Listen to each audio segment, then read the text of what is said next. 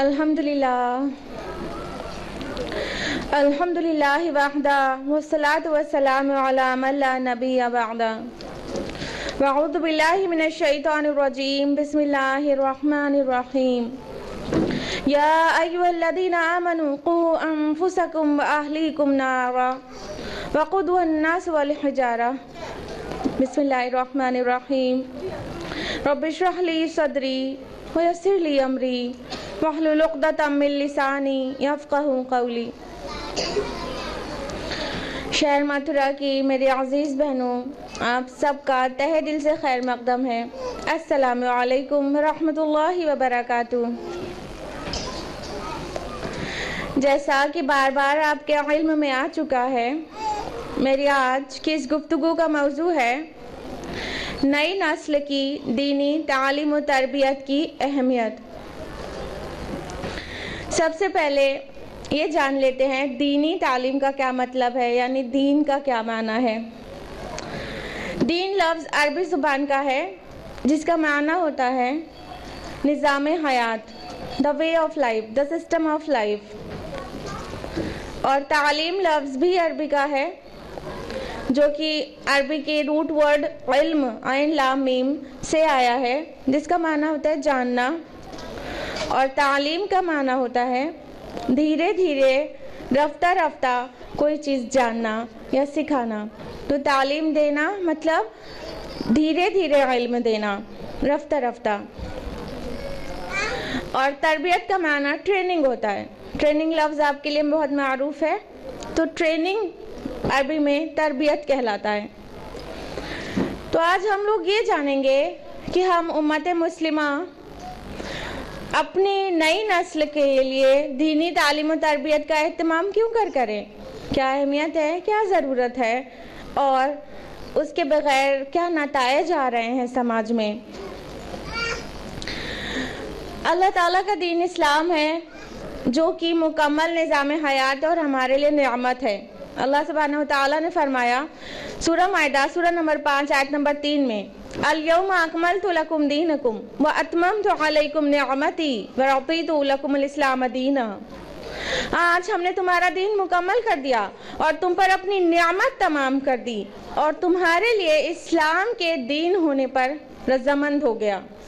یعنی اسلام ایک دین ہے جو کہ ہمارے لیے ایک نعمت ہے، بہت بڑی نعمت ہے۔ تو ہم اس نعمت کو نعمت ہی جانیں، ہم اس نعمت کی ناشکری نہ کریں، ہم اس نعمت سے محروم نہ ہو۔ ہم دین میں اگر داخل ہیں تو اپنے بچوں کو بھی دینی تعلیم و تربیت کریں۔ سب سے پہلے تعلیم کی اہمیت کو جانتے ہیں۔ تعلیم انسان کے لیے ایک سمجھ لیجئے بنیادی ضرورت بن چکی ہے۔ تعلیم حاصل کرنا نہایت ضروری ہے۔ جس بھی قوم نے تعلیم پر غور کیا اور تعلیم حاصل کی، تعلیم دیا، وہ کامیاب اور کامران ہو گئی، اور جس بھی قوم نے تعلیم سے غفلت برتی وہ نامراد ہو گئی اور تمدن کا کارواں اسے کچلتا ہوا آگے نکل گیا۔ وقال علامہ اقبال چلنے والے نکل گئے ہیں جو ٹھہرے ذرا کچل گئے ہیں۔ تو ہمیں تعلیمی سلسلے میں کبھی بھی رکاوٹ نہیں ڈالنی ہے اپنے بچوں کے لیے۔ قرآن حکیم نے علم اور تعلیم کی اہمیت یوں بیان کی ہے کہ علم والے کو زندہ اور جاہل کو مردہ کہا ہے۔ آپ بلیو کریں گے؟ اگر آپ قرآن مجید سمجھ کر پڑھتی ہیں تو آپ کو یہ آیت ملی ہوگی، سورہ الانعام سورہ نمبر 6 آیت نمبر 122۔ اللہ سبحانہ وتعالیٰ نے فرمایا بھلا وہ شخص جو پہلے مردہ تھا پھر ہم نے اسے زندگی بخشی اور اسے روشنی عطا کی جس کے اجالے میں وہ اپنی زندگی کی راہیں لوگوں کے درمیان طے کرتا ہے، اس شخص کی طرح ہو سکتا ہے بھلا جس نے جو اندھیرے سے باہر ہی نہ نکلے، تاریکیوں میں بھٹک رہا ہو اور کسی طرح اس سے باہر نہ نکلتا ہو۔ یعنی علم والے کو کہا زندہ ہے اور جو جاہل ہے اس کو مردہ بتایا گیا ہے۔ اس قدر اہمیت ہے تعلیم کی۔ امام شافعی رحمۃ اللہ علیہ کے مطابق جس نے جوانی میں تعلیم کی کڑواہٹ نہیں چکھی تو وہ جہالت کے ذلت کے گھونٹ زندگی بھر پیتا رہے گا، اور جس نے تعلیم جوانی میں حاصل نہیں کی اس پر جنازے کی 4 تکبیریں پڑھو کیونکہ وہ مر چکا ہے۔ جی ہاں، تعلیم حاصل کرنا اور علم والا ہونا یہ ایسا ہے جیسے انسان کو زندگی مل گئی ہو، اور تعلیم نہ ہونا یہ موت سے کچھ کم نہیں ہے۔ ہم عام طور پر دنیا کی سب سے بڑی نعمت سمجھتے ہیں دولت کو، اور دولت سمیٹنے میں لگے رہتے ہیں۔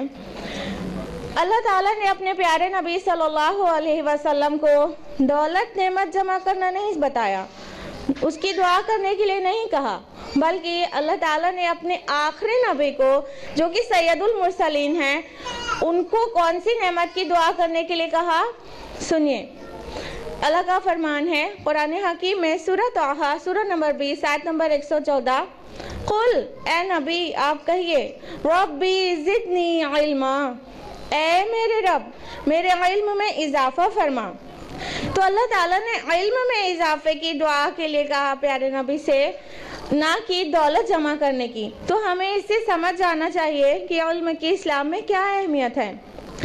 علم اور ایمان دونوں کو حاصل کرنے کا آرڈر ہے، اور دونوں ہی باعث جنت ہو سکتی ہے ہمارے لیے، کہ جنت میں داخلے کا سبب بن سکتی ہے۔ اللہ تعالیٰ نے فرمایا سورہ مجادلہ سورہ نمبر 58 آیت نمبر 11 میں، یرفع اللہ الذین آمنوا منکم والذین اوتوا العلم درجات، کہ تم میں سے جو لوگ ایمان لائے اور علم سے نوازے گئے اللہ تعالیٰ ان کے درجات بلند کرتا ہے۔ سوچئے، ایمان کے ساتھ ساتھ علم کا نام لیا گیا، اور تو اور ایسوں کے لیے جگہ جنت بتائی گئی ہے۔ تو اگر ہم چاہتے ہیں کہ ہم جنت میں جائیں تو ہمیں علم حاصل کرنا ہوگا، اور ہمارے بچوں کو علم دینا ہوگا، تعلیم دینی ہوگی۔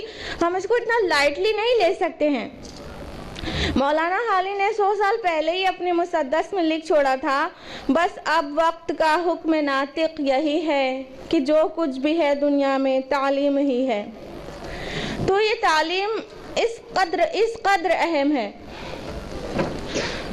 گورنمنٹ آف انڈیا نے 1954 میں ایک کوٹھاری کمیشن قائم کی تھی، جس نے یہ کہا تھا the future of this country would be determined in the classroom، کہ اس ملک کا مستقبل کلاس روم میں طے ہوگا۔ تو اس طرح تعلیم ہر ملک کے لیے، ٹیچرز، اسکول اور تعلیم ہر ملک کے لیے ترقی کی وجہ بن سکتی ہے، اور ہر ملک کی پستی کی بھی وجہ بن سکتی ہے۔ رسول اللہ صلی اللہ علیہ وسلم کے بہت سارے اوصاف ہیں، بہت ساری صفات ہیں۔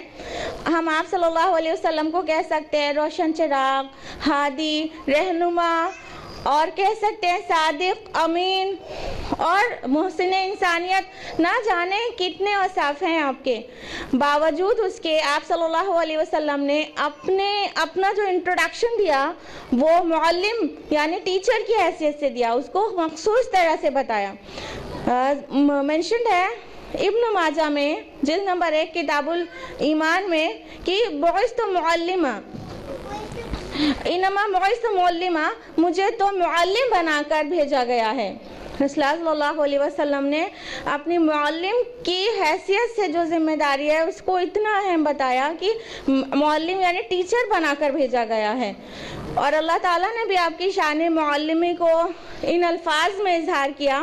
قرآن حکیم میں سورہ بقرہ سورہ نمبر 2 آیت نمبر 151 میں فرمایا اللہ تعالیٰ نے کما ارسلنا فیکم رسولا منکم یتلو علیکم آیاتنا ویزکیکم ویعلمکم الکتاب والحکمہ ویعلمکم ما لم تکونوا تعلمون۔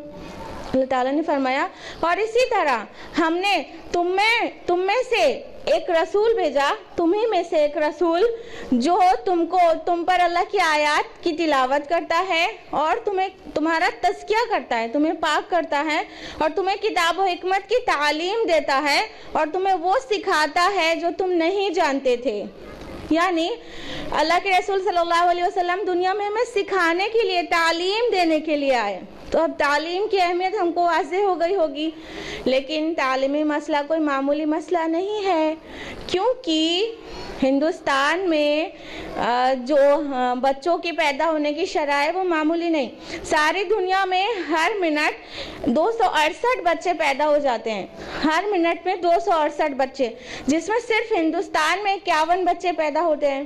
اور ہندوستان میں مسلمز کی جو ریشیو ہے وہ 1/5 ہے. تو یوں صرف مسلم بچے 10 ہر منٹ میں پیدا ہوتے ہیں. 10 بچے ہر منٹ میں ہندوستان میں مسلم بچے پیدا ہو جاتے ہیں. تو پھر 1 گھنٹے میں کتنے ہوئے؟ 10 کو 60 سے ضرب لگائیے، 600 آ جائے گا. ہر 1 گھنٹے میں 600 مسلم بچے پیدا ہوتے ہیں ہندوستان میں. پھر پورے دن میں کتنے بچے پیدا ہوتے ہیں؟ 600 کو آپ 24 سے ضرب لگائیں گے تو آ جائے گا 14,400. تو 14,400 بچے ہر دن ہندوستان میں پیدا ہوتے ہیں جو کہ مسلمان ہیں. 14,400 کا تعلیم کا اہتمام کرنا بہت بڑا چیلنجنگ ایشو ہے. تو اس کو ہمیں سمجھنا چاہیے. ہم آج تعلیم سے بہت زیادہ غافل ہیں. جہاں ہمیں تعلیم میں سب سے آگے ہونا چاہیے وہاں ہم اکثروں سے پیچھے ہیں. ہمیں سب سے آگے کیوں ہونا چاہیے؟ کیونکہ اسلام تعلیم اور علم کو اتنی اہمیت دیتا ہے. ہمیں سب سے آگے ہونا چاہیے، لیکن ہم بہت پیچھے ہیں، بہت پیچھے ہیں. اگر آپ دیکھیں، سچر کمیٹی قائم کی گئی تھی مسلمانوں کی تعلیمی اور مالی حالات کے اوپر تحقیق کرنے کے لیے. اس نے جو اپنی رپورٹ لگائی ہے سچر کمیٹی کی رپورٹ کے مطابق، جو کہ اخذ کی گئی تھی NSSO 2004-2005 سے، اس میں ہے کہ جو لٹریسی ریٹ ہے وہ جنرل ہندو کا ہے 80.5%، مسلمز کا ہے صرف 59.9%، جبکہ ادر مائنورٹیز 75.2% لٹریٹ ہے. تو لٹریسی ریٹ نان مسلمز کا ہم سے بہت زیادہ ہے. اور جو لوگ مائنورٹی میں ہیں، جو لوگ اقلیت میں ہیں، کم ہیں، ان کا لٹریسی ریٹ ہم سے کتنا زیادہ ہے. اگر ہم یہاں اقلیت میں ہیں تو ہمیں اور زیادہ محنت کرنی چاہیے اور زیادہ تعلیم کے لیے کانشیس ہونا چاہیے. جو انسان تعداد میں کم ہوتا ہے، ظاہر بات ہے کہ وہ اس کو ایگزسٹنس بنائے رکھنے کے لیے اور کامیاب ہونے کے لیے زیادہ محنت اور زیادہ کوشش کی ضرورت ہے. لیکن ہم بہت زیادہ اس میں پیچھے ہیں.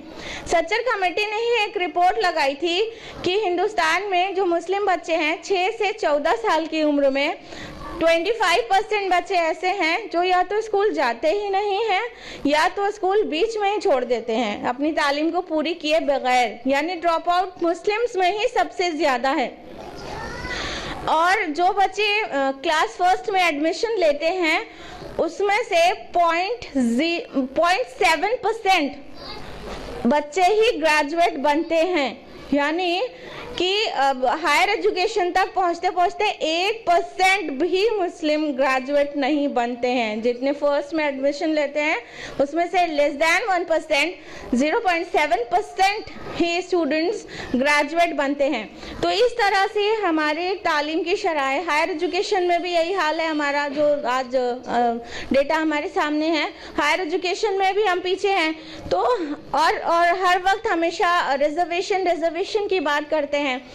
ریزرویشن کی مخالفت نہیں کر رہے ہیں، لیکن ریزرویشن کافی نہیں ہے ہمارے اپلفمنٹ کے لیے، ہمارے ایجوکیشن کے اپلفمنٹ کے لیے ریزرویشن کافی نہیں ہے. اس کی ایک مثال ہم آپ کو دینا چاہیں گے. ایک مرتبہ سعودی گورنمنٹ نے مسلمز کو ریزرویشن دیا تھا کہ جتنی ویکنسیز ہیں سب کے لیے اپوائنٹمنٹ صرف مسلمز کا ہوگا، اور اشتہار دیے گئے اونلی مسلمز. بہت سارے پبلسٹی کی گئی کہ صرف مسلمز ہی اپوائنٹ ہوں گے. پھر جانتی ہیں کیا ہوا؟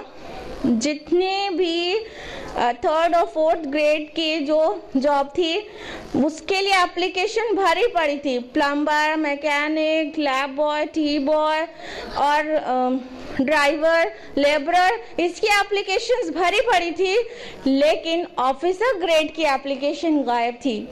اور senior marketing manager top institute سے کوالیفائڈ MBA اور ٹاپ موسٹ ڈاکٹرز وہ ہماری ملت کے پاس نہیں تھے. ہار کر مجبور ہو کر گورنمنٹ کو اپنی یہ جو ریزرویشن دیا تھا اسے وڈرا کرنا پڑا. جہاں اونلی مسلمز لکھا کرتے تھے وہاں مسلمز پریفرڈ لکھ کے کام چلانا پڑا. تو یہ ہے ہمارا تعلیمی حال کہ ہم خالی ریزرویشن سے اپلفٹ نہیں ہو سکتے. اس کے لیے ہمیں لیاقت کی ضرورت ہے, صلاحیت کی ضرورت ہے. یہ اور بات ہے کہ ہم مائنورٹی میں ہیں اس ملک میں تو ریزرویشن سے کافی سپورٹ مل سکتا ہے. ہم یہ نہیں کہہ رہے ہیں کہ ریزرویشن بری چیز ہے, لیکن صرف ریزرویشن سے ہم اپلفٹ نہیں ہو سکتے. صرف ریزرویشن سے ملت کا کوئی فائدہ, کوئی ترقی نہیں مل سکتی ہے. اس کے لیے ہماری تعلیمی لیاقت کی ضرورت ہے. اگر ملت کے افراد اکٹھا ہو کر یہ بات طے کر لیں کہ ہم بریانی اور نہاری تھوڑا کم کھائیں گے اور شادیوں میں بے پناہ خرچ کرتے ہیں جو وہ نہیں کریں گے, اور اتنا خرچ کرنے اور شادیوں میں شرکت کرنے کے بجائے تعلیم پر دھیان دیں گے, تو 25 سالوں میں انشاءاللہ یہ تصویر دوسری ہوگی. آپ دیکھیے کہ مسلمانوں کی جو فوڈ ڈشز ہیں وہ کتنی مشہور ہیں پوری دنیا میں, پورے ہندوستان میں ہر جگہ مسلمز کی کچھ اسپیشل چیز مشہور ہوتی ہے. ٹنڈے کا کباب دیکھیں لکھنؤ میں کتنا فیمس ہے. ہاں اگر دلی جانا ہے تب تو آپ کو ضرور ہی کھانا ہے وہاں کے ریسٹورینٹ میں. بامبے میں شالیمار کتنا فیمس ہے. یہ سبھی شہروں میں آپ دیکھیے کہ کیا تعلیم کے لیے کوئی ادارے بھی اتنا فیمس ہیں جو مسلمز کے ہوں پورے ورلڈ میں اور پورے انڈیا میں فیمس ہوں؟ نہیں, ہم کھانے کے لیے تو بہت مشہور ہیں. تو ہم اپنے کھانے سے تھوڑا سا پیسے کی اور وقت کی بچت کریں اور اس کو تعلیم میں لگائیں تو زیادہ بہتر ہوگا. تب جا کے ہماری فلاح, ہماری فتح کہیں سے بھی نظر آئے گی. تو ہم جو بھی قوم اپنی کمزوریوں پر نگاہ رکھتی ہے اور مسلسل اسے دور کرنے کی کوشش میں لگی رہتی ہے وہ کامیاب ہوتی ہے. اور جو بھی قوم اپنی جو اسٹرانگ پوائنٹس ہیں, پوائنٹ آف اسٹرینتھ ہیں, ان کو غور کر کے ان کو اور بڑھاتی رہتی ہے. جیسے اپنی اخلاقیات ہو گیا, اپنے معاشرت ہو گیا, اپنی معاشیات ہو گیا, ان سب پہ دھیان دیتی ہے اور اس کو اپناتی اور بڑھاتی ہے تو اس کی ترقی ہوتی ہے. پھر دنیا میں اس کا مقابلہ کرنے والا کوئی نہیں ہوتا. تو اس طرح سے ہم نے اپنی اخلاقیات, اپنی معاشیات اور اپنی معاشرت کو بھلا دیا اور ہم اب صرف کھانے اور عیش کرنے میں لگ گئے. اس وجہ سے ہم تعلیمی پسماندگی سے دوچار ہو رہے ہیں. اگر یہ حالات چینج کرنا ہے تو ابھی یہ طے کرنا ہوگا کہ اس کا کیا سولوشن ہے, اس کے بارے میں ڈسکس کرنا ہوگا. میری طرف سے بھی آپ کے لیے ایک سجیشن ہے کہ ایسے تعلیمی ادارے ہونا چاہیے جو تعلیم دیں. آپ کہیں گے تعلیمی ادارے تو بہت ہیں, لیکن وہ اکثر تعلیمی ادارے مادہ پرستی میں مبتلا ہیں. تعلیمی ادارے ایسے نہیں ہونا چاہیے جو بچوں کو دولت کمانے کی مشین بنائیں, بلکہ تعلیمی ادارے ایسے ہونا چاہیے جو تعلیم دیں اور ناقص تعلیم نہیں دیں بلکہ مکمل تعلیم دیں. اتنی دیر سے علم اور تعلیم کے بارے میں آپ سن رہے ہیں, لیکن آپ کا ذہن اگر ان اسکولز کی طرف جا رہا تھا جو کہ ناقص تعلیم دیتے ہیں تو آپ دیکھیں ان کے پروڈکٹس کیا رہتے ہیں. اگر وہ ان کو انگلش آتی ہے تو وہ قرآن سے بالکل غافل ہوتے ہیں. ایسی ناقص تعلیم کی ضرورت نہیں ہے. ایسے تعلیمی ادارے ہونا چاہیے جو انٹرنیشنل لینگویج تو پڑھائیں لیکن اس کے ساتھ ساتھ قرآن اور سنت کی بھی تعلیم دیں. تو بہت زیادہ ضروری ہے کمبینیشن میں ایسے اسلامک اسکولز کا وجود جس میں نہ صرف سائنس, میتھمیٹکس, کمپیوٹر پڑھایا جائے بلکہ قرآن, سنت, حدیث اور تمام دین کی باتیں بھی سکھائی جائیں اور آداب اور اخلاقیات بھی سکھائی جائیں. جب تک ایسے تعلیمی ادارے وجود میں نہیں آئیں گے اور بہت سارے نہیں ہوں گے تعداد میں, تب تک یا تو تعلیم ہم نہیں حاصل کرتے رہیں گی ہماری نسل, یا تو پھر اسی طرح ناقص تعلیم حاصل کرے گی کہ دنیا تو سنور جائے گی, دولت تو کما لے گا لیکن آخرت اجاڑ لے گا. تو اگر ہم سیریس ہیں تو اس کے لیے کوئی اقدام کرنے کی ضرورت ہے. آفٹر آل علم حاصل کرنا اسلام میں فرض ہے. اللہ کے رسول صلی اللہ علیہ وسلم نے فرمایا सुनन इब्न माजा जिल्द नंबर 1 बाब नंबर 17 हदीस नंबर 224। तलबुल इल्म फरीदतुन अला कुल्ली मुस्लिम, इल्म हासिल करना हर मुसलमान के लिए फ़र्ज़ है। तो इल्म हासिल करना फ़र्ज़ है हम पर। हम वो लोग हैं, वो कौम है जिसको कहा गया इल्म हासिल करना फ़र्ज़ है, और किसी कौम और मिल्लत में आप देख लीजिए इतनी बड़ी बात नहीं कही गई है। तो फ़र्ज़ कौन सा इल्म हासिल करना? दौलत कमाने वाला इल्म नहीं। जो इल्म फ़र्ज़ है वो है कुरान और सुन्नत का इल्म। तो हमारे बच्चे क्या ये कुरान और सुन्नत की रोशनी में इल्म हासिल कर रहे हैं? अगर हम किसी भी स्कूल में पढ़ाएं तो कोई प्रॉब्लम नहीं है, अगरचे वहाँ जो सिखाया जा रहा है वो दीन की रोशनी में हो। हम कहते हैं साइंस पढ़िए, science is the work of God. अगर कुरान को कह सकते हैं Quran is the word of God, तो science is the work of God. Science पढ़ना अच्छी बात है, साइंस पढ़ाएं पढ़ाएं पढ़ाएं, लेकिन जैसे ही खिलाफे दीन कोई बात आ जाए, मिसाल के तौर पर डार्विन्स थ्योरी आ जाए, तो बच्चे को ये बताया जाए कि नहीं नहीं, यहाँ पर ठहरो, पहले तो समझो कि ये थ्योरी है, कोई फैक्ट नहीं है। दूसरी बात ये कि ये थ्योरी जो है वो बिल्कुल रॉन्ग प्रूफ हो चुकी है, और हमारे मौर्रिस हरगिज़ बंदर नहीं थे, जो कि आपके शहर में बहुत ज़्यादा हैं। हमारे मौर्रिस, हमारे एंसेस्टर्स बंदर नहीं थे, बल्कि हमारे मौर्रिस आदम थे।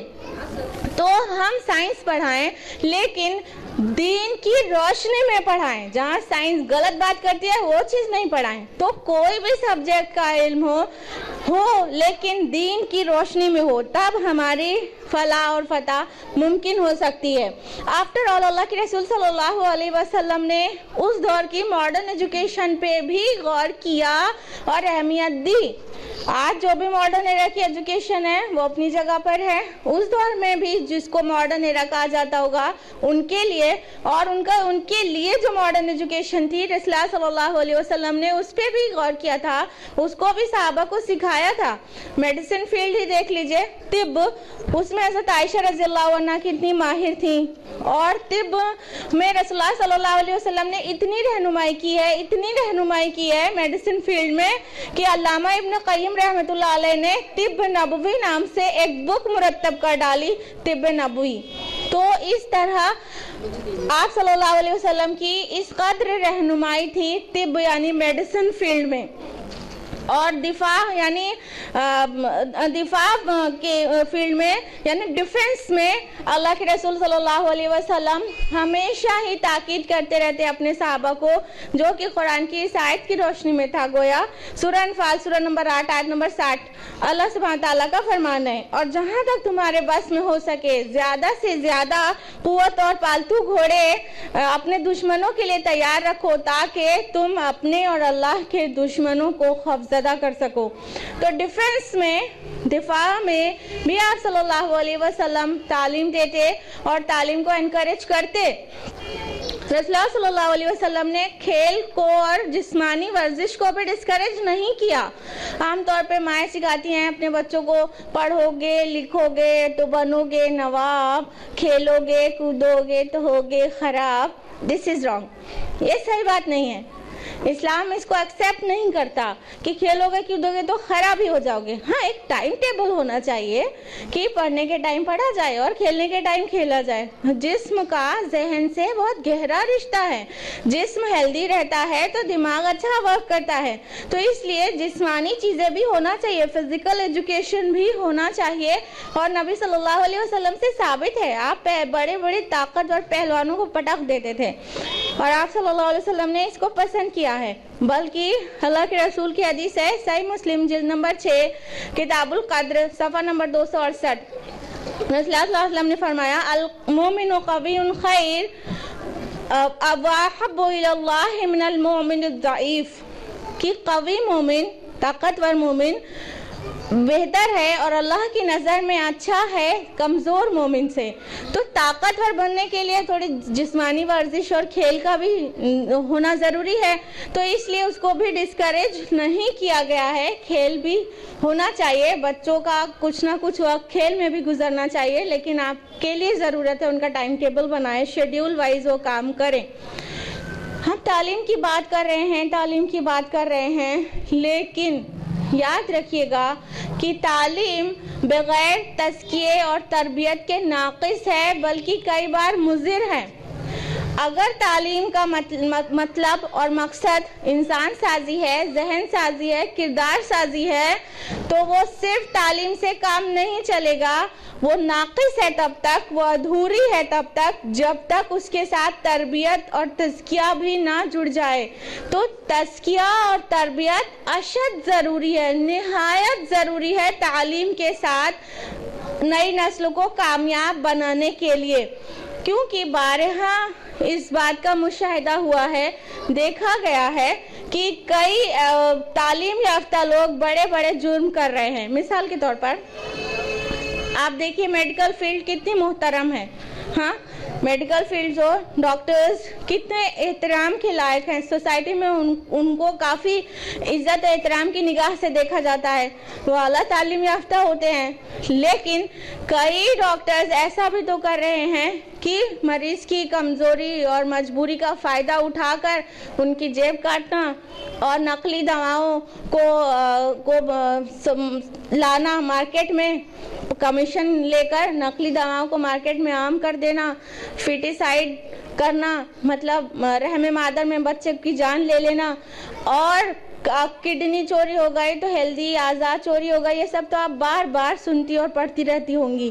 تو کس قدر محترم جو پیشہ ہے میڈیکل کا، اس میں بھی اعلیٰ تعلیم کے بعد اتنے بڑے بڑے جرائم ہو رہے ہیں۔ اس سے صاف پتہ چلتا ہے کہ ہرگز تعلیم بغیر تربیت کے کافی نہیں ہے۔ آج کل سائبر کرائم بہت تیزی سے بڑھ رہا ہے۔ آپ لوگوں نے سائبر کرائم ٹرم سنا ہے کبھی؟ سائبر کرائم ان جرم کو کہتے ہیں جو کمپیوٹر یا انٹرنیٹ کے استعمال سے کیا جائے، اس کو سائبر کرائم کہتے ہیں۔ سائبر کرائم بہت تیزی سے بڑھ رہا ہے۔ NCRB یعنی نیشنل کرائم ریکارڈ بیورو کی رپورٹ ہے کہ سائبر کرائم 2012 سے 2013 میں 50% گرو کیا ہے انڈیا میں، 50% سائبر کرائم بڑھا ہے 2012 سے، صرف ایک سال میں 2013 میں صرف آپ کے یوپی میں 682 سائبر کرائمز ہوئے ہیں 2013 میں، اور یہ اتراکھنڈ میں 475% اس کی گروتھ ہوئی ہے 2012 سے 2013 میں، اور آسام میں 450% گروتھ ہوئی ہے 2012 سے 13 میں، جبکہ انڈمان نکوبار آئی لینڈ میں تو یہ حد ہو گئی، 800% اس کی گروتھ، اس کا انکریمنٹ ہوا ہے 2012 سے 2013 میں۔ 2 کرائم ہوئے تھے 2012 میں اور 18 کرائم سائبر کرائم ہوئے 2013 میں۔ اس سے بھی صاف پتہ چل رہا ہے کہ انسان کتنا بھی تعلیم یافتہ کیوں نہ ہو، لیکن اگر اس کی تربیت اور تزکیہ نہیں کیا گیا ہے تو وہ تعلیم ہرگز اسے کامیاب انسان، اچھا انسان، معاشرے کے لیے مفید انسان بنانے کے لیے بالکل ناکافی ہے وہ تعلیم۔ تو تعلیم کے ساتھ تزکیے کا ہونا بہت ہی اہم ہے۔ اگر بہت ساری تعلیم ہو اور اس کے بعد بھی تزکیہ نہ ہو تو وہ اسی طرح کے مجرموں کو پیدا کر سکتی ہے۔ اگر اس کو شعر میں کہے تو کچھ یوں ہوگا: تعلیم اس کے جوہر ذاتی کو کھا گئی، آب حیات پی کے اسے موت آ گئی۔ تو اس طرح تعلیم حاصل کر کے بھی کوئی مجرم بن جاتا ہے اور اتنا بڑے بڑے جرم کرتے ہیں، پھر اور عام لوگوں سے بڑے جرم کرتے ہیں۔ تو تزکیہ بہت امپورٹنٹ ہے۔ اللہ تعالیٰ نے فرمایا سورہ شمس میں، سورہ نمبر 91 آیت نمبر 7-8 میں، قَدْ أَفْلَحَ مَن زَكَّاهَا وَقَدْ خَابَ مَن دَسَّاهَا۔ کامیاب ہو گیا وہ شخص جس نے اپنے نفس کا تزکیہ کیا، اور نامراد ہو گیا وہ جس نے اسے مٹی میں ملا دیا۔ اللہ کا فرمان ہے کہ جس نے اپنے نفس کا تزکیہ کیا وہ کامیاب ہو گیا۔ تو تزکیہ اور تربیت، تزکیہ کا معنی ہوتا ہے پیوریفیکیشن، صاف کرنا، پاک کرنا۔ تو دلوں کی صفائی ہوتے رہنا چاہیے ریگولر، اور یہ کام سب سے زیادہ ضروری ہے ایک ماں کے لیے۔ ماں کا رول بہت امپورٹنٹ ہے اس میں، کہ تربیت اور تزکیہ ماں ہی سب سے زیادہ کرتی ہے۔ ٹیچر کا بھی رول ہے لیکن ماں کا رول سب سے زیادہ ہے۔ آپ لوگوں کو سمجھ میں آتا ہے کہ ماں بننا بہت کٹھن کام ہے، ہاں، پریگننسی میں حمل کو اٹھائے رکھنا، ڈھونا، اور پھر لیبر پین کے ساتھ بچے کو پیدا کرنا، یہ بہت ٹف کام ہے۔ अरे हम कहते हैं ये आसान काम है, ये आसान काम है, माँ बन जाना आसान है, लेकिन उसको निभाना बहुत मुश्किल है। ऐसा मुश्किल भी नहीं कि नामुमकिन है, लेकिन it is not so easy. जिस तरह माएँ इसको इजीली ले रही हैं कि बच्चे को छोड़ के दिन भर निकल गई घूमने के लिए, बच्चा क्या कर रहा है उसे पता भी नहीं है। हाँ, तो ये थोड़ा मेहनत वाला काम है। ये अपने नफ्स पे शाख है कि हर वक्त उनकी मॉनिटरिंग होना चाहिए। हम जिम्मेदार हैं उनके, और सबसे ज़्यादा हमसे माओं से पूछा जाएगा। आप ख़वातीन ये बात को बिल्कुल अच्छी तरह से याद रखिए कि आप जिम्मेदार बनाई गई हैं। अल्लाह के रसूल की हदीस है, फरमाने रसूल है जो कि दर्ज है सही बुखारी में। सही बुखारी जिल्द नंबर 3 किताबुन निकाह बाब नंबर 120 हदीस नंबर 184, कुल्लुकुम राइन व कुल्लुकुम मसूलतुन अन रइयती वल मरअतु राइयतुन फी बैति ज़ौजिहा व वलदिही, कि तुम में से हर इंसान राई है, हर इंसान निगरान है, और उससे उसकी रइयत की, जिसकी निगरानी वो कर रहा है, उसकी पूछ होगी। सबसे सबकी रइयत की पूछ होगी। और एक औरत निगरान है अपने शौहर के घर की और उसके बच्चों की। तो एक औरत पे जिम्मेदारी डाली गई है कि वो निगरानी कर रही है, वो जिम्मेदार है, वो राई है, वो उससे पूछा जाएगा। तो जो माएँ हैं, जिस तरह एक नौनिहाल घर आता है, उसकी किलकारियाँ घर में गूंजती हैं तो हर तरफ खुशियाँ फैल जाती हैं, और उसकी मुस्कुराहटें, फिर उसका चलना, फिर उसका दौड़ना, वो सारी चीज़ जो आपको मुसर्रत देती है, उसके साथ साथ जिम्मेदारी भी बढ़ा देती है। एक तरफ आपके राइट्स रेज हो जाते हैं तो दूसरी तरफ रेस्पॉन्सिबिलिटीज भी रेज हो जाती है, वो भी बहुत ज़्यादा हो जाती है। तो उसके लिए एकदम ज़हनन तैयार रहना चाहिए कि अपने औलाद को वक्त देना है और उसकी तरबियत करना है। सबसे ज़्यादा रेस्पॉन्सिबल जो है नई नस्ल की दीनी तालीम और तरबियत में, जो सबसे ज़्यादा रेस्पॉन्सिबल है वो घर है, और घर में सबसे ज़्यादा रेस्पॉन्सिबल माँ है। उसके बाद स्कूल है और टीचर है, और उसके बाद मुआशरा भी जिम्मेदार है। जो भी बच्चों की तरबियत हो रही है उसके लिए मुआशरा भी तीसरे नंबर पे जिम्मेदार है। तो अगर माँ और टीचर अपनी अपनी जिम्मेदारी पूरी ईमानदारी, पूरी वफादारी, पूरी होशमंदी के साथ करती हैं तो इंशाअल्लाह मुआशरे का बुरा असर बच्चे के ऊपर नहीं पड़ेगा, और फिर वही नई नस्ल के लोग बाहर जाएंगे, बाहर का जो मुआशरा जो खराब है माहौल, उसको सही करेंगे तो बाहर का माहौल भी अच्छा हो जाएगा। हाँ, तो इसी तरह ही मुमकिन है कि हम अच्छी तालीम और तरबियत के ज़रिए अंदर से लेके बाहर तक का माहौल सही कर सकें और अपने बच्चों को उन बुराइयों से बचा सकें। याद रखिएगा, तरबियत सिर्फ ज़ुबानी अमल नहीं है कि हम बोलें बोलें और बोलें और बोलते ही रहें। बच्चों से दिन भर उनको डांटना, उन्हें टोकना सिर्फ बोलने का काम नहीं है। तरबियत ये सिर्फ ज़ुबानी अमल नहीं है, बल्कि ये प्रैक्टिकल थिंग है। ये अमल से करके आपको दिखाना है। तरबियत सबसे बेहतरीन अमल से होती है, सिर्फ कहने से नहीं होती है। आप बच्चे को जिस चीज़ का ऑर्डर दें वो आपको अमल से करके दिखाएंगे तो जल्दी से सीख जाएगा। तो सिर्फ कहना नहीं है। अगर घर के अंदर शौहर बीवी झगड़ा करते रहें और फिर उम्मीद करें कि उनका बच्चा बहुत आला नफ्सियात का होगा, तो ऐसा नहीं हो सकता। आमतौर पर ऐसा आमतौर पर नहीं हो सकता है। जैसा हम घर में माहौल देंगे बच्चों को, वैसा ही वो सीखेंगे। कमा तज़रऊ तहसुदू, जैसी खेती वैसा काटना। तो अगर हम घर में झूठ बोलें, घर में गीबत हो, चुगली हो, हसद हो, फसाद हो, सब तरह की मुज़िर चीज़ें घर के अंदर हो और माँ बाप वो सब में मुलविस रहें, उसके बाद हम समझें और दुआएं करें, ए रब मेरा बच्चा नेक सौले हो। तो ऐसे दुआओं से नेक सौले कोई नहीं बन सकता है। हम जो माहौल देंगे, जो तरबियत करेंगे, जिस तरह हम खुद अमल करेंगे, उससे जो बच्चा सीखेगा वो बड़ा होके उस तरह का बनेगा। कमा तज़रऊ तहसुदू, जैसी खेती वैसा काटना। गार्बेज इन गार्बेज आउट, जैसा बोगे वैसा काटोगे। हर लैंग्वेज में तो ये मक़ूला है। अब आप देखिए कि कितना हम कैसी गलत फहमी में जी रहे हैं। कितनी गलतफहमी में जी रहे हैं कि हम खाली सोचते हैं कि हमारा बच्चा अच्छा हो, लेकिन प्रैक्टिकल डेमोन्स्ट्रेशन उसे नहीं देते, अमली मुजाहिरा नहीं करते अच्छी चीज़ों का, तो वो भी गलत चीज़ें सीखता है। हम टेलीविज़न के सामने बैठे रहते हैं और फहश चीज़ें खुद भी देखते हैं, बच्चे भी जाहिर बात है देखते हैं। जब वही बुराई बेहयाई सीख जाते हैं, फिर गर्लफ्रेंड को लेकर घुमाते रहते हैं, तो हमें तकलीफ होती है। तो हम ये बाद में सर पे हाथ रख के रोते हैं कि ये हमारे बच्चे ने क्या किया, हमको कौन सा दिन दिखाया, हमने कितने लाड से पाला था, किस चीज की कमी रखी थी, जो जुबान से निकला था हाजिर कर देते थे। उसके बाद भी बच्चा हमारा हमसे झूठ बोलता है, हमारी नाफरमानी करता है और समाज में हमारी नाक कटा के रख दिया है। ऐसी औलाद से अच्छा होता कि अल्लाह ताला औलाद ही ना देते। ये सब हमारे जुमले होते हैं कब, जब पानी सर के ऊपर हो जाता है। तो याद रखिएगा कि अगर हम धतूरा के या ज़क़ूम के बीज बोएं तो हरगिज़ अंगूर और अनार की फसल नहीं काट सकते हैं। हम जो बोएंगे वो ही फसल काट सकते हैं। तो हम जैसे नेक पायस होते, सौले होते जब बच्चा छोटा था और हम जवान थे, तो आज बच्चा जब जवान हो गया तो वो नेक सौले निकलता। इसी तरह होता है, यही तरीका है।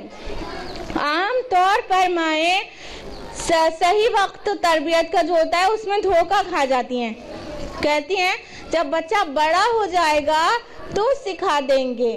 अरे ये बिल्कुल भी अहमकाना सोच है कि बड़ा होने के बाद सिखाएंगे। अरे टहनी जब हरी होती है तब मुड़ने लायक होती है ना, जब सूख जाती है तो मोड़ो तो क्या होता है, टूट जाती है ना, टूट जाती है। तो आप बिल्कुल ऐसा ना सोचें कि जब बड़ा हो जाएगा बच्चा तो सिखाएंगे।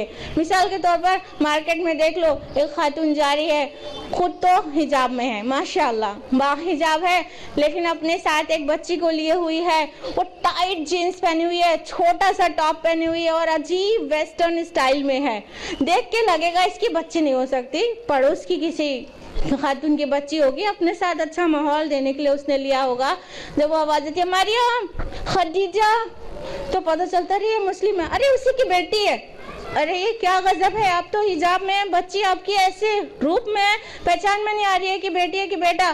अरे क्या है ना, अभी तो छोटी है, जब बड़ी हो जाएगी ना तब हम तब उसे हिजाब करना सिखाएंगे। अभी तो छोटी है, जब बड़ी होगी तब तुम देखना कि किस तरह हिजाब करती है। वो दिन कभी नहीं आएगा इल्ला ये कि अल्लाह ही उसे हिदायत देना चाहे।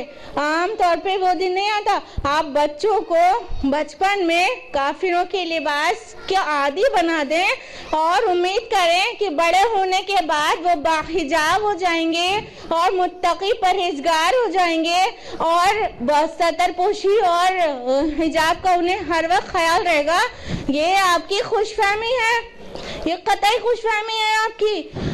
आप बचपन से सिखाइए, जब बच्ची छोटी है तब भी सतरपोशी के साथ रहे, उसी माहौल में बड़ी हो। बड़े हो के आपको कहना नहीं पड़ेगा कि हिजाब पहनो। वो वक्त से पहले ही अपने को जब कवर रखती थी तो बाद में बदरजा हुला हिजाब की अहमियत उसे पता होगी।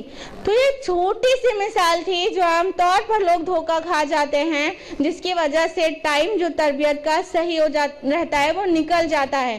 तो हिजाब जो है हमारा प्रोटेक्शन है, हमारे बच्चों का भी प्रोटेक्शन है। अल्लाह ताला ने फरमाया कुरान हकीम में सूरह आराफ सूरह नंबर 7 आयत नंबर 26 में, या बनी आदम क़द अंज़लना अलैकुम लिबासा युवारी सवातिकुम वरीशा। ए बनी आदम, हमने तुम्हारे लिए लिबास नाजिल किया ताकि तुम्हारे जिस्मों को ढाके और तुम्हारे लिए मुअज्जिब ज़ीनत हो। तो लिबास जो है वो आधे से ज़्यादा खुला हो और थोड़ा सा हिस्सा ढका हो तो वो लिबास थोड़ी है। लिबास तो ढकने के लिए अल्लाह ताला ने बनाया ताकि हम महफूज रह सकें। तफसीलात कुरान मजीद में मौजूद है, सूरह अहज़ाब और सूरह नूर में। उसकी तफसीलात में आप अपने आप पढ़ लीजिएगा, दोनों का तर्जुमा सूरह अहज़ाब और सूरह नूर का। तो इस तरह लिबास तन ढकने के लिए है, तन खोलने के लिए नहीं। ऐसे तो कपड़े तो मल्लिका शेरावत भी पहनती है कि नहीं? آپ بتائیے اس کے لباس میں اور ایک مسلمہ کے لباس میں کتنا فرق ہوتا ہے. تو اس طرح سے ہم اپنے بچوں کو جب بہت بچپن سے ہی سکھائیں گے تب جا کے وہ اس کی سیریسنس کو سمجھیں گے. ہم اپنے آپ کو آزاد نہ سمجھیں بلکہ ہم پر یہ ذمہ داری ڈالی گئی ہے کہ ہم اپنے بچوں کو آگ سے بچائیں. اللہ تعالیٰ نے فرمایا قرآن حکیم میں سورہ تحریم سورہ نمبر 66 آیت نمبر 6 میں یا ایھا الذین آمنوا قوا انفسکم واہلیکم نارا وقودھا الناس والحجارہ. اے ایمان والو اپنے آپ کو اور اپنے گھر والوں کو آگ سے بچاؤ جس کا ایندھن انسان اور پتھر ہیں. تو ہمارا فرض بنتا ہے کہ ہم اپنے بچوں کو ایسی تعلیم و تربیت دیں جس سے وہ آگ میں نہ جانے پائیں, جس سے وہ آگ سے بچ جائیں. اور آگ سے میری مراد عذاب النار ہے اور جہنم کی آگ ہے. وہ اس عذاب سے, اس آگ سے بچ جائیں جو جہنم میں ہے. ہم عام طور پر جب گرمی کا موسم ہوتا ہے تو اپنے بچوں کو پسینے میں شرابور دیکھ کر بالکل پریشان ہو جاتے ہیں. دل پہ گزر جاتی ہے کہ ہائے میرا بچہ کس طرح سے گرمی سہ رہا ہے, اسکول گیا وہاں سے اتنا پسینے میں شرابور ہو کے آیا, یا کہیں دھوپ میں اگر بچے کو کچھ دیر کھڑا رہنا پڑ جائے تو ہمارے دل پہ گزر جاتی ہے. ہم متھرا کی گرمی سے بچانے کے لیے تو گھر میں اے سی لگا کے رکھتے ہیں, کولر لگا کے رکھتے ہیں, لیکن جہنم کی آگ سے بچانے کی کیا تیاری ہے؟ کیا تیاری ہے؟ ہم اپنے ہاتھ سے اپنے بچوں کو جہنم میں جھونکنے والا کام کر رہے ہیں. جی ہاں, جو غفلتیں طاری ہیں اس کا مطلب یہی ہے کہ اپنے ہاتھ سے آگ میں ڈال رہے ہیں اپنے بچوں کو. نہ ہمارے بچوں کے اندر اسلامی اخلاقیات ہے, نہ انہیں آداب ہے, نہ انہیں سلام کرنے میں پہل آتی ہے, نہ ان کو کھانے پینے سونے جاگنے کی سنتیں معلوم ہیں. کیا سکھا رہے ہیں ہم؟ فرائض نہ ادا کر رہے ہیں اور نہ ہی رسول اللہ صلی اللہ علیہ وسلم کی سنتوں کی پیروی کر رہے ہیں. اس طرح جس غفلت میں ہم بچوں کو پال رہے ہیں اس سے تو یہ لگتا ہے کہ آگ سے بچا نہیں رہے بلکہ آگ میں ڈالنے کی تیاری کر رہے ہیں. تو جب تک یہ غفلت نہیں ٹوٹے گی تب تک ملت کی فتح اور فلاح کا کوئی بھی ذریعہ نہیں بن سکتا. تو ہمیں اب ان خواب غفلت سے بیدار ہو جانا چاہیے. اپنی نئی نسل کو, اپنے ننھے منوں کو ضرورت ہے دینی تعلیم اور تربیت دینے کی, ایسی تربیت دینے کی جو کہ ضروری ہے ان کو آگ سے بچانے کے لیے اور جو کہ ریکوائرڈ ہے جنت میں جانے کے لیے.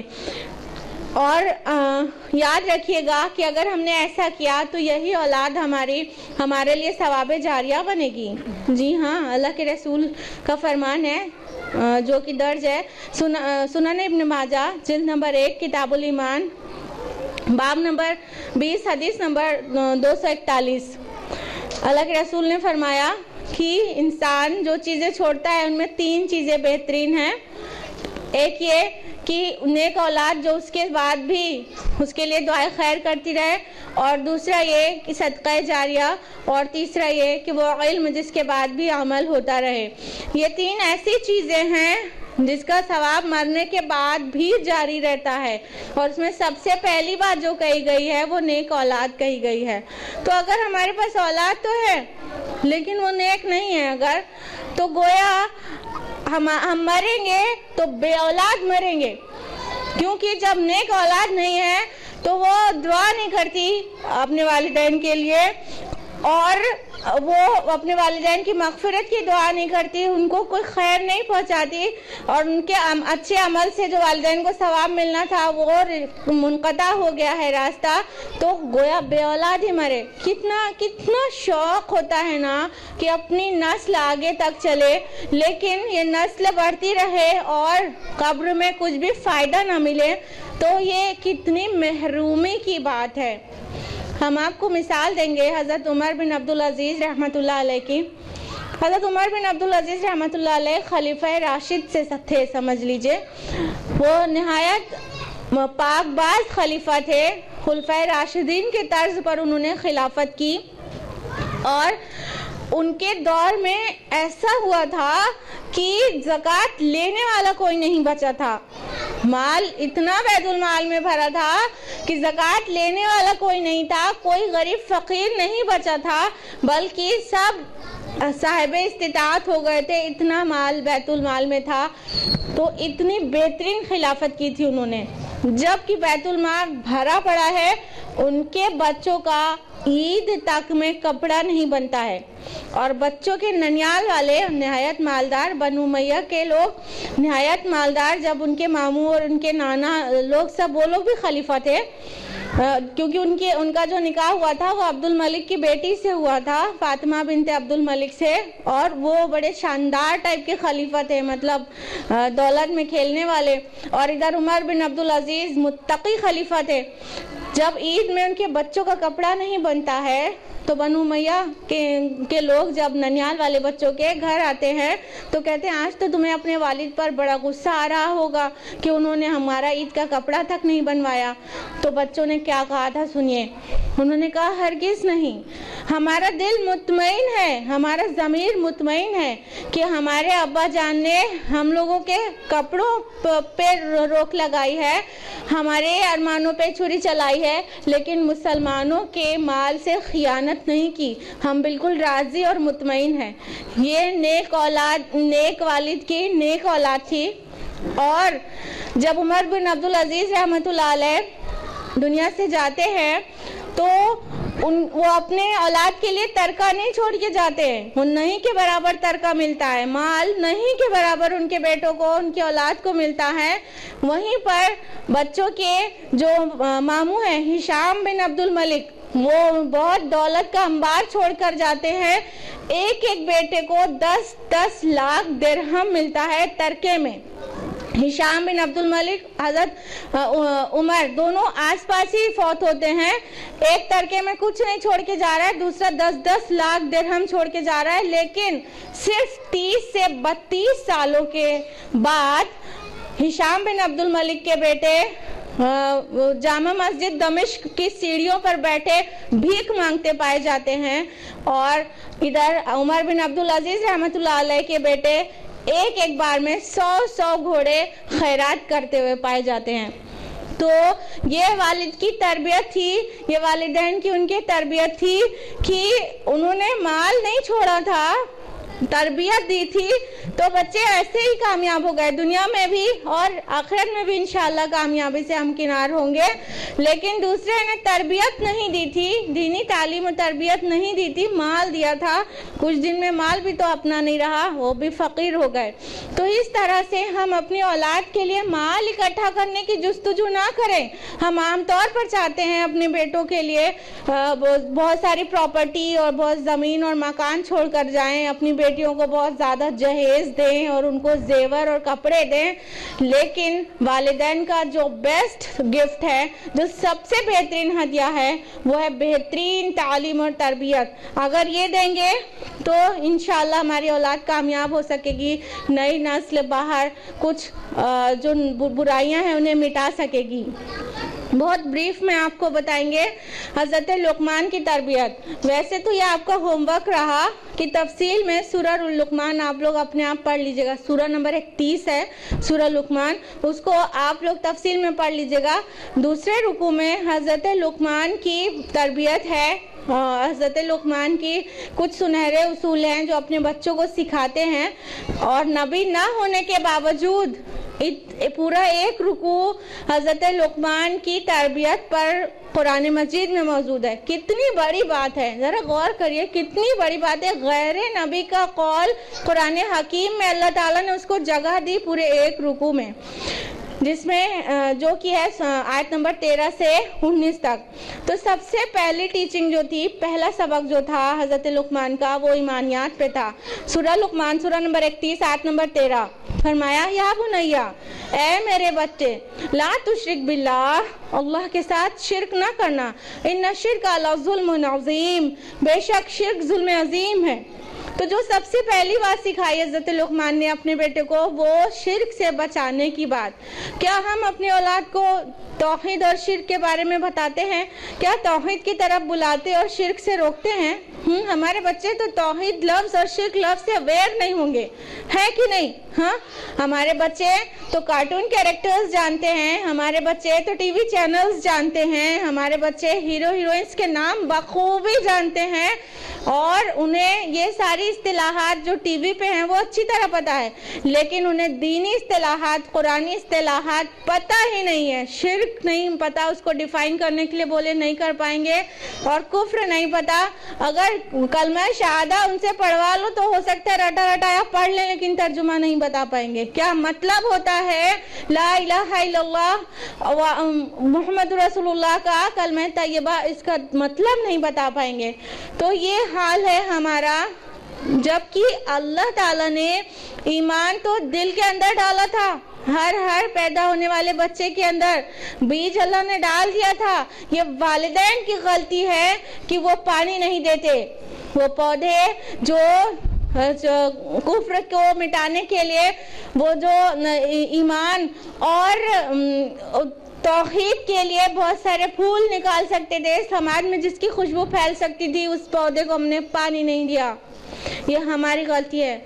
جو دوسری تاکید کی تھی حضرت لقمان نے وہ آخرت کے متعلق. سورہ لقمان سورہ نمبر 13 آیت نمبر 16 فرمایا کہ اے میرے بچے، اگر کوئی چیز رائی کے دانے برابر ہو اور ہو بھی کسی چٹان کے نیچے یا آسمانوں میں یا زمین میں، اللہ اسے لے آئے گا. بے شک اللہ تعالیٰ نہایت باریک بین اور خبردار ہے. تو حضرت لقمان نے آخرت کی ان کو ترغیب دی کہ آخرت کے لیے جواب دہی کا احساس رہے. کتنا چھوٹا بھی عمل ہوا تو اللہ تعالیٰ اسے حاضر کر دے گا. اس بات سے ڈرتے رہنا، اس بات جواب دہی کا احساس تمہارے اندر ہمیشہ رہے. کیا ہم اپنے بچوں کو آخرت سے ڈراتے ہیں؟ کیا ہم اپنے بچوں کے اندر جواب دہی کا احساس پیدا کرتے ہیں؟ آج ہم میں سے کتنے بچے ہمارے بچے ہیں جو کوئی بھی عمل کر کے یہ فوراً کہتے ہیں، پوچھتے ہیں کہ امی یہ غلط تو نہیں تھا، کیا امی یہ اللہ تعالیٰ کیا مقبول ہے کہ نہیں، کیا یہ گناہ تو نہیں ہے، کیا اللہ تعالیٰ ہم سے ناراض تو نہیں ہوں گے، کیا اللہ تعالیٰ ہم کو آگ میں تو نہیں ڈال دیں گے؟ کتنے بچے ہمارے کانشیس ہیں؟ اگر نہیں ہے تو اس میں غلطی ہماری ہے، بچوں کی نہیں ہے. حضرت علی رضی اللہ عنہ نے جب ان کی وفات ہونے والی تھی، خنجر لگ چکا تھا، اپنے بچوں سے کہا تھا کہ دیکھو اگر دنیا اور آخرت کے بیچ ٹکراؤ ہو جائے تو دنیا کو بیچ دینا، آخرت کو نہ بیچنا. تو ہم اپنے بچوں کو آخرت سنوارنے والے سبق دیں. پھر اذان ہو رہا تھا، اذان کے بعد تو 2 بجے نہیں ہو رہی ہے. سبق نمبر 3 جو حضرت لقمان نے دیا تھا وہ ہے صلاح یعنی نماز. سورہ لقمان سورہ نمبر 13 آیت نمبر 17 یا بنیا اقم الصلاۃ، اے میرے بچے صلاح قائم رکھنا یعنی نماز کو قائم رکھنا. کیا آج ہمارے بچے نماز قائم کر رہے ہیں؟ کیا ہم انہیں نماز کی تاکید کرتے ہیں؟ کہ یہ سب سے پہلا فریضہ ہے اسلام میں داخل ہونے کے بعد. جب کلمہ شہادہ منہ سے نکلا اس کے فوراً بعد صلاح یعنی نماز فرض ہو جاتی ہے. اور ہم نماز سے غافل ہیں، خود بھی اور ہمارے بچے بھی. اور جب ہم خود غافل رہیں گے تو کیوں کر ہمارے بچے 5 وقتہ نمازی بنیں گے؟ کیسے بنیں گے؟ کیسے بنیں گے؟ جب بچہ 22-24 سال کا ہو جاتا ہے، 25 سال کا ہو جاتا ہے، نماز نہیں پڑھتا تو ہم کہتے ہیں بچے ہمارے نماز نہیں پڑھتے، بچے ہمارے نماز نہیں پڑھتے، سنتے ہی نہیں. اس وقت ماں تو بوڑھی ہو گئی، ساری خواہشات تو اس کی پوری ہو چکی، جتنا عیش کرنا تھا کر لیا، جتنا نفس پہ کی خواہشات کو پوری کرنا تھا وہ کر لیا. اب وہ خود تو بوڑھی ہو گئی، اب وہ نماز پڑھنے لگی اور چاہتی ہے کہ اب بھی میں سدھر گئی ہوں تو بچہ بھی ابھی کے ابھی سدھر جائے. ایٹ دا ایج آف 25-30 کیا ہمارے بچے نماز نہیں پڑھتے؟ ارے جب آپ جوان تھے جب آپ نماز پڑھ رہے ہوتے تو آپ کا 2 سال کا بچہ آپ کے بغل میں کھڑے ہو کے سلام پڑھتا اور پھر وہ ساری زندگی نماز پڑھتا رہتا. تو ہم نے خود اپنی جوانی میں نمازیں نہیں پڑھی, تو بڑھاپے میں چاہتے ہیں بچے ہماری طرح بوڑھے ہو جائیں, بس ابھی نماز پڑھنا شروع کر دیں. ایسے کیسے ہو سکتا ہے؟ ان کی نماز کا جو صحیح عمر ہے وہ اللہ کے رسول نے واضح کر دیا تھا نا. اللہ کے رسول کی حدیث ہے, سنن ابو داؤد جلد نمبر 1 کتاب الصلاۃ باب نمبر 175 حدیث نمبر 491. اللہ کے رسول نے فرمایا کہ جب بچہ 7 سال کا ہو جائے تو اسے نماز پڑھنے کا حکم دو, اور جب وہ 10 سال کا ہو جائے تو نماز کے لیے مارو. تو ہلکی ضرب بھی لگائی جا سکتی ہے, پٹائی کرنے کے لیے نہیں کہا جا رہا ہے کہ اٹھاؤ ڈھول کی طرف پیٹ ڈالو بچے کو, نماز نہیں پڑھتا, اس طرح پیٹنے کی ضرورت نہیں ہے. بالکل ہلکی ضرب لگانے کی اجازت ہے کہ تھوڑا مارا بھی جا سکتا ہے 10 سال کی عمر میں. تو نماز کا حکم دینا ماں باپ کا فرض ہے. اگر وہ صحیح ٹائم پہ اپنی یہ ڈیوٹی پوری نہیں کرے تو وہ خود مجرم ہے. اگلا سبق جو حضرت لقمان نے دیا تھا اپنے بچوں کو وہ تھا دعوت کا. سورہ لقمان سورہ نمبر 31 آیت نمبر 17, وَأْمُرْ بِالْمَعْرُوفِ وَانْهَ عَنِ الْمُنْكَرِ, کہ بھلائی کا حکم دیتے رہنا اور بھلائی سے روکتے رہنا, بھلائی کا حکم دیتے رہنا اور برائی سے روکتے رہنا. کیا ہم اپنے بچوں کو امر بالمعروف اور نہی عن المنکر کا آرڈر دیتے ہیں کہ ہر اچھی بات کی طرف لوگوں کو بلاؤ, ہر برائی سے روکو؟ آفٹر آل جو ہم معاشرے میں اپنے بچوں کو باہر بھیجنے میں ہمیں تکلیف ہوتی ہے تو اس کو بھی تو اسی طرح سدھار سکتے ہیں نا, کہ ہم بچوں کو سکھائیں اچھی باتیں, پھر وہ باہر جائیں, باہر کی برائیوں کو دور کریں. کتنا بہترین طریقہ ہے. تو ہم اپنے بچوں کو دعوت و اصلاح کا بھی آرڈر دیں, اور ظاہر بات ہے کہ وہ ہم خود بھی کریں. جب ہم خود کریں گے تو انشاءاللہ ہمارے بچے بھی داعی بنیں گے. اور کچھ اسکولز بھی ایسے ہونا چاہیے جو باقاعدہ یہ تربیت دیں, ٹریننگ دیں اس بات کی کہ کس طرح دعوت کا کام کیا جائے. تعلیمی ادارے بھی ہونا چاہیے, آرگنائزیشنز بھی ہونا چاہیے جہاں پہ لوگوں کو دعوت و اصلاح کا طریقہ پتہ چلے. اگلا جو سبق تھا حضرت لقمان کا, سبق نمبر 5, وہ تھا صبر پر.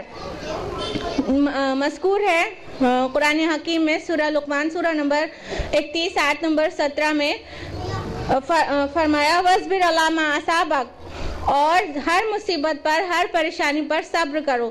ان ذالک من عزم الامور, اور یہ بڑی ہمت کے کاموں میں سے ہے. حضرت لقمان نے اپنے بچوں کو صبر کی تلقین کی, اور یہ بہت ضروری ہے. ہم اپنے بچوں کو صرف کمفرٹ دینا چاہتے ہیں, انہیں آسانی اور آرام دینا چاہتے ہیں, ذرا بھی مشکل میں نہیں ڈالنا چاہتے, ذرا سی تکلیف نہ ہو, اتنے نازوں سے پالتے ہیں تو پھر وہ زندگی میں کامیاب نہیں ہو سکتا. پھر بڑے ہونے کے بعد جو سٹرگل پڑتی ہے کامیاب ہونے کے لیے, وہ سٹرگل برداشت کرنا دلار سے پلے ہوئے بچے کے بس کا نہیں ہوتا. وہ تو دلار میں پلا ہے تو بڑا ہو کے اسے برباد ہی ہونا ہے, کیونکہ ہر جگہ وہ چاہے گا آسانی اسے مہیا ہو, اور اسے دوڑنا نہیں پڑے, اسے چلنا نہیں پڑے, اسے دھوپ میں نہیں جانا پڑے, تو کامیاب بھی نہیں ہو سکتا ہے. تو دنیا اور آخرت دونوں کی کامیابی کے لیے صبر کی تلقین بہت ضروری ہے. تو صبر سکھائیں بچوں کو. جو چیز آپ کے پاس مہیا بھی ہو تو کبھی نہ دیں, آپ کے پاس ہو, بچہ مانگ رہا ہو تو بھی کبھی نہ دیں, انہیں صبر کرنا سکھائیں. کبھی اچھے حالات میں رکھیں تو کبھی ٹف کنڈیشنز میں رکھیں, کبھی دھوپ میں بھی رکھیں, کبھی گرمی میں بھی رکھیں, کبھی خوب ان کو پروٹیکٹڈ تو رکھنا آپ کی ذمہ داری ہے, لیکن جتنی چیز وہ سہ سکتے ہیں اتنی سختیاں بھی ڈالنا چاہیے, اور ڈال کے ان کو ٹریننگ کرنا چاہیے. تو صبر کی تلقین بھی حضرت لقمان نے کی بہترین چیز تھی جو ہمیں بھی کرنا چاہیے. اگلی تلقین جو ہے یعنی سبق نمبر 6 وہ اخلاق پر ہے, اور وہ ایک جملہ نہیں ہے, وہ پورے 6 جملے ہیں. اخلاق تو سب پر حاوی ہے. نماز دن میں 5 بار فرض ہے, لیکن اخلاق کی ضرورت تو ہر وقت ہے, دن میں ہر منٹ اخلاق کی ضرورت پڑتی ہے. تو اس کے لیے فرمایا سورہ لقمان سورہ نمبر 31 آیت نمبر 18 اور 19 میں وَلَا تُسَعِرْ خَدَّكَ لِلنَّاسِ, کہ لوگوں کے سامنے اپنے گال نہ پھلا. وَلَا تَمْشِ فِي الْأَرْضِ مَرَحًا إِنَّ اللَّهَ لَا يُحِبُّ كُلَّ مُخْتَالٍ فَخُورٍ, اور زمین پر اترا کر نہ چل, کسی تکبر کرنے والے اور شیخی خورے کو اللہ تعالیٰ پسند نہیں کرتا. ان دونوں جملے میں کس طرح سے تکبر اور بڑائی اور اترانے کو اور اکڑ کو روکا گیا ہے کہ لوگوں کے سامنے اکڑ کے ساتھ اپنے آپ کو پیش نہ کر، تو کیا ہم اپنے بچوں کو شائستگی سکھاتے ہیں؟ تکبر سے پرہیز کرنے کو کہتے ہیں؟ بہت ضروری ہے کہ ہم اپنے بچوں کو اخلاق سکھائیں۔ آگے کا وقت فی مشق، اور اپنی رفتار میں میانہ روی اختیار کر، وغضض من صوتک، اور اپنی آواز کو بلند نہ کر، ان انکر الاصوات لصوت الحمیر، اور بری آوازوں میں سب سے بری آواز ہے گدھے کی آواز۔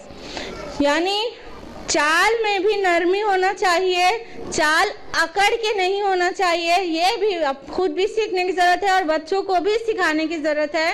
اور آواز بھی بچوں سے کہنے کی ضرورت ہے، اتنا ریز نہ کریں، بڑوں کے سامنے اتنی تیز آواز میں بات نہ کریں، اونچی آواز میں بات کرنا ہے تو بری سے بری آواز گدھے کی مثال دی گئی ہے۔ تو اس طرح سے اخلاقیات سکھانے کی بھی انتہائی ضرورت ہے، اور اپنی اولاد کی، اپنے بچوں کی تعلیم و تربیت کرنا نہ صرف فرض ہے بلکہ ہم پر قرض ہے، اور یہ قرض ہمیں ادا کرنا ہی ہوگا، کرنا ہی ہوگا، کرنا ہی ہوگا۔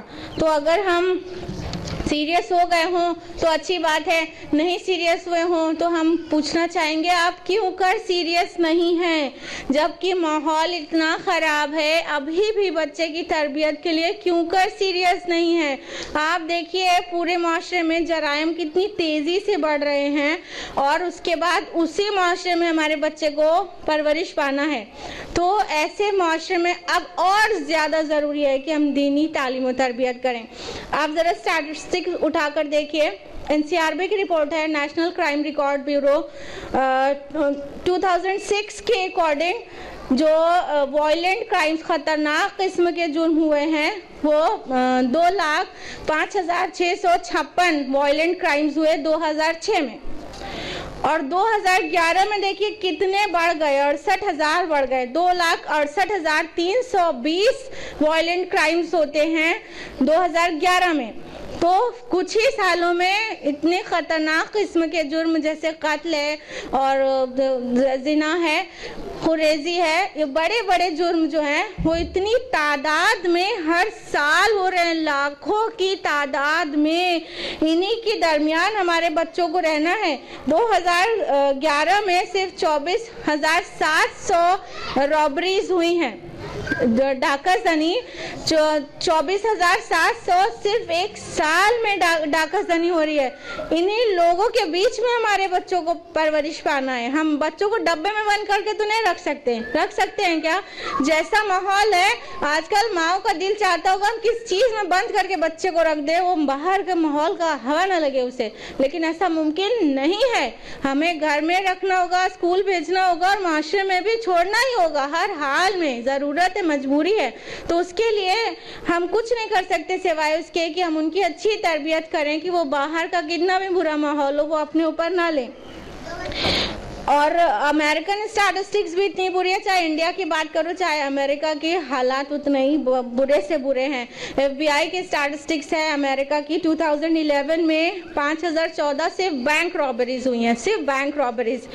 اور امریکن اسٹیٹسٹکس ہی ہے، national institute of justice and centres for disease control and prevention 1998 کی رپورٹ ہے کہ امریکہ میں ہر 6 میں سے ایک عورت کے ساتھ زنا بالجبر ہوتا ہے، ہر 6 میں سے ایک عورت کے ساتھ، 14.8% کے ساتھ مکمل زنا اور 2.8 کے ساتھ زنا یعنی ریپ کی کوشش، اٹیمپٹڈ ریپ۔